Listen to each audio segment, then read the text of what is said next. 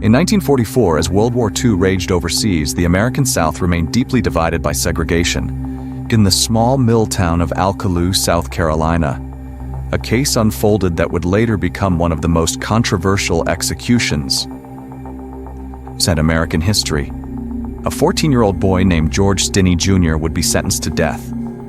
On March 23, 1944, two white girls, 11-year-old Betty Binnicker, left their homes on bicycles. They never came back. The next morning, their bodies were found in a shallow ditch near railroad tracks. Both had suffered fatal head injuries from a blunt object. The town was shocked. Grief quickly turned into fear, and fear demanded answers. Witnesses reported that the girls had spoken earlier that day with a young black boy. That boy was George Stinney. He and his older brother were taken into custody. The brother was released. George remained. Authorities later announced that George had confessed. But no written confession was ever produced. There was no signed statement, no recording, no lawyer present during questioning, no family member allowed in the room.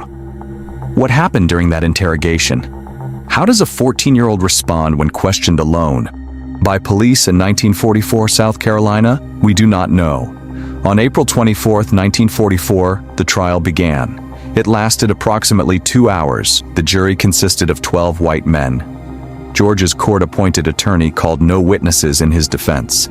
He conducted minimal cross-examination. The prosecution's case relied heavily on the alleged confession. After only 10 minutes of deliberation, the verdict was delivered: guilty.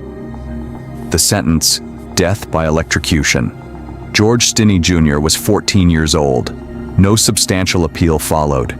81 days after his arrest, on June 16, 1944, George was led into the execution chamber in Columbia, South Carolina. He stood just over 5 feet tall and weighed around 95 pounds. Accounts from the time suggest he was so small that books or a Bible were placed beneath him to raise his height, and the electric chair, though historians debate specific details. More than 5,000 volts of electricity were sent through his body. He became the youngest person executed. In 2014, 70 years after the execution, a judge reviewed the case. Judge Carmen Mullen ruled that the 1944 trial had been fundamentally unfair. The ruling too powerful. The system had failed. Was George Stinney innocent? 70 years later, the legal system admitted something had gone terribly wrong, and that truth still echoes today.